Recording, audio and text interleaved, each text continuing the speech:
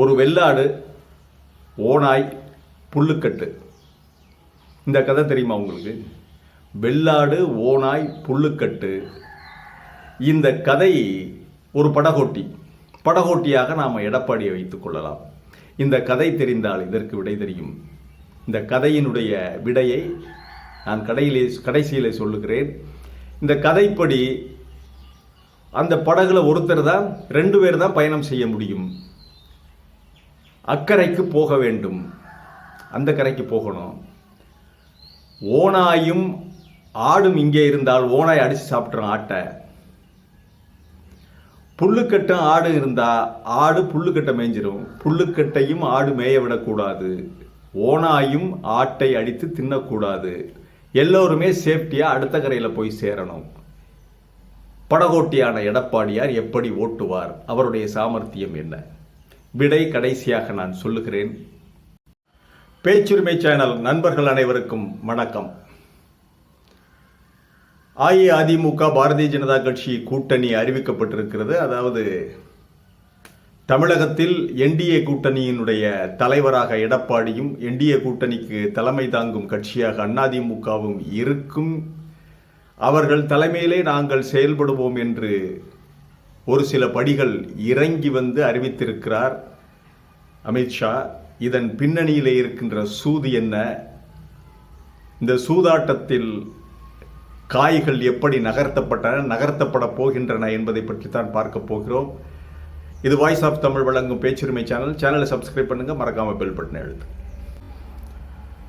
ஒரு வழியாக இந்த என்டிஏ கூட்டத்தில் வந்து கலந்துக்கிட்டு இருக்காரு எடப்பாடியாரை மேடையிலே வைத்துக்கொண்டே அண்ணாமலையை அருகில் வைத்துக்கொண்டு கொஞ்சம் டிஸ்டன்ஸ் விட்டு தான் உட்கார்ந்துருக்காங்க. அறிவிக்கப்பட்டு விட்டது என்டிஏ கூட்டணியினுடைய தலைவர் தமிழகத்தில் எடப்பாடி என்று. ஒரு வழியாக பாரதிய ஜனதா கட்சி இறங்கி வந்திருக்கின்றது என்றால் செங்கோட்டையனோடு டீலிங் பேசி முடித்து விட்டார்களா? ஒதுக்கப்படுகின்ற சீட்டுகள் எத்தனை? ஒரு வருடம் தேர்தலுக்கு இருக்கின்ற பொழுது, இப்பொழுது ஒரு வருடம் இருக்கிறது. அதற்கு முன்பாகவே இப்பொழுதே தேர்தல் கூட்டணியை உறுதி செய்ய வேண்டிய அவசியம் என்ன? தொகுதிகள் எது எது என்று பிரிக்க வேண்டிய அவசியம் என்ன என்றால் அதில் தான் இருக்குது ஒரு பெரிய வேலை. இந்த RN ரவிக்கு எதிராக கிடைத்த தீர்ப்பு, தமிழக அரசு தொடர்ந்து உச்சநீதிமன்றத்தின் கதவுகளை தட்டிக்கொண்டு தீர்ப்புகளை வாங்கி கொண்டிருப்பது எரிச்சலடைய வைத்திருக்கிறது. திமுகவுடைய ஆட்சியை முடித்து காட்டிவிட வேண்டும் என்று அவர்கள் செயலிலே இறங்கி இருப்பதைத்தான் இது காட்டுகிறது.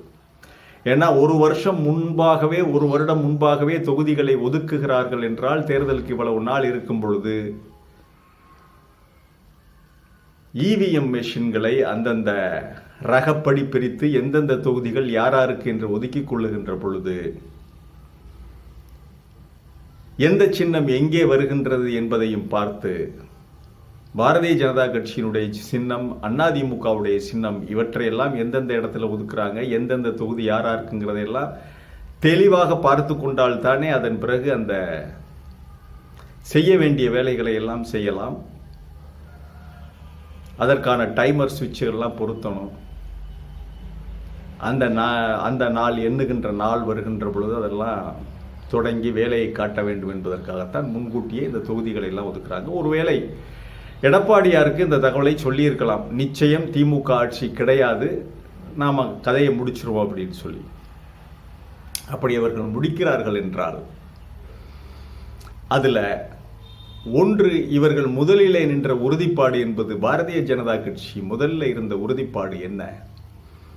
பாதிக்கு பாதி, அது பீகார் ஸ்டைலில் பாதிக்கு பாதி இடங்களிலே நிற்பது 117, 117 அல்லது 120 அதிமுக, அதற்கு குறைந்த இடங்கள் பாரதிய ஜனதா கட்சின்னு போட்டியிட்டு குறைவான தொகுதிகளில் அதிமுகவை வெற்றி பெற வைத்து, போட்டியிட்ட அத்தனை தொகுதிகளிலும் 1-2 தொகுதிகள் குறைவாக பாரதிய ஜனதா கட்சி அதன் நட்பு கட்சிகளை வெற்றி பெற வைத்து, அதன் பிறகு பாரதிய ஜனதா கட்சி அதிக இடங்களை வென்றிருப்பதால் பாரதிய ஜனதா கட்சியினுடைய ஆட்சி என்று கதையை முடிப்பதாகத்தான் அவர்களுடைய கணக்கு. ஆனால் எடப்பாடி இறங்கி வரவில்லை, அந்த டீலிங்கெல்லாம் ஒத்துக்கல. அதனால் இப்பொழுது எடப்பாடி தருகிற தொகுதிகளை பெற்றுக்கொள்வார்கள்.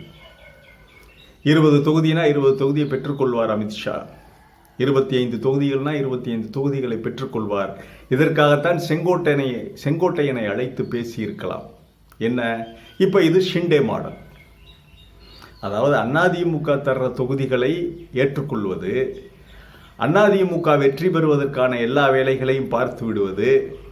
அதிமுக ஜெயிச்சா என்ன, பாரதிய ஜனதா கட்சி ஜெயிச்சா என்ன, நீங்கள் அதிமுகவே வெற்றி பெற்றுக் கொள்ளட்டும் என்று ஷிண்டே செய்த வேலையை, ஷிண்டே ஏற்றுக்கொண்ட கதாபாத்திரத்தை செங்கோட்டையன் ஏற்றுக்கொள்வார்.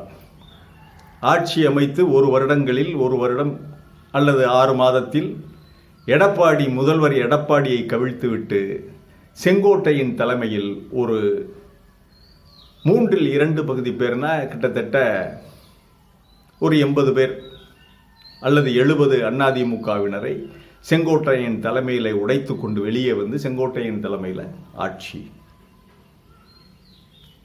பாரதிய ஜனதா கட்சியோட கூட்டணி ஆட்சி, துணை முதல்வர் பதவி பாரதிய ஜனதா கட்சிக்கு. அதன் பிறகு செங்கோட்டையனையும் க்ளோஸ் பண்ணிட்டு பாரதிய ஜனதா கட்சி முதல்வர். இப்படித்தான் இவர்களுடைய ஃபார்முலா இருக்க வேண்டும், இருக்கக்கூடும், இருக்கும். ஆக பாரதிய ஜனதா கட்சி தலைமையிலே தேவையில்லை, அதிமுக தலைமை தாங்கலாம். ஆனால் அதிமுக தலைமை தாங்கினால் ஷிண்டே மாடல், மகாராஷ்டிரா மாடல், அதிமுக உடைக்கப்படும்,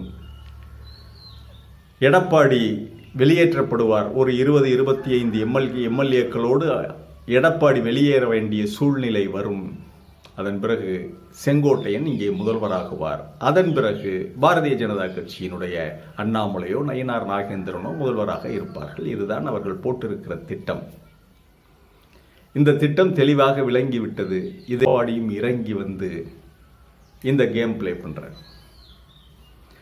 இதுல எடப்பாடி எப்படி பாரதிய ஜனதா கட்சியினுடைய வியூகங்களை உடைத்து தள்ளி எடப்பாடி எப்படி அதிமுக ஆட்சியையும் கட்சியையும் காப்பாற்ற முடியும்?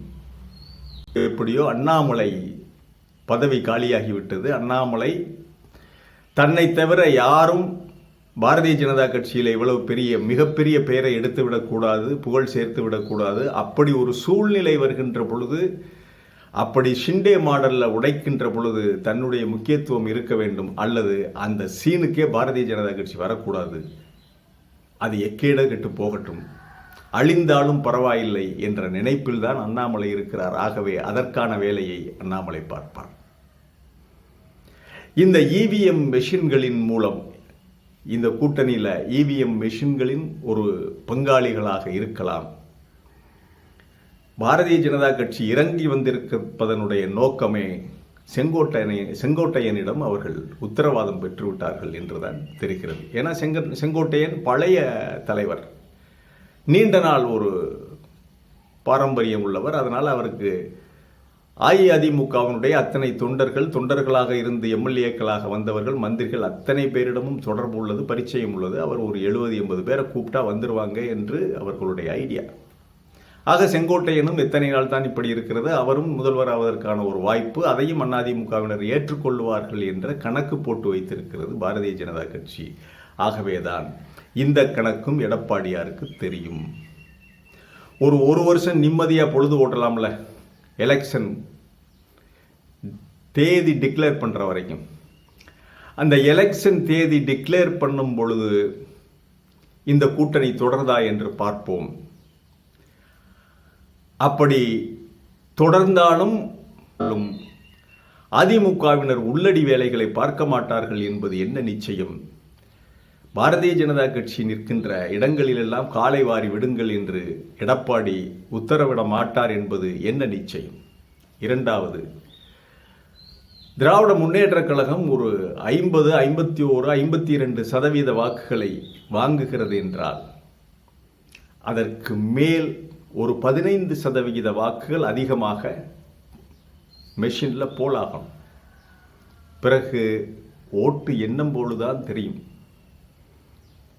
பிறகு வாக்குகள் எண்ணப்படும் பொழுதுதான் அது தெரியும். இந்த 15% வாக்குகளை அதிகமாக போல் பண்ணணும். போல் பண்ணா ஒரு 1000 ஓட்டு 2000 ஓட்டுல இவங்க அடிச்சுட்டு வந்துடலாம்.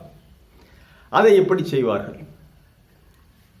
நேரம் இருக்கிறது, காலம் இருக்கிறது. கடைசியாக பாரதிய ஜனதா கட்சி தன்னுடைய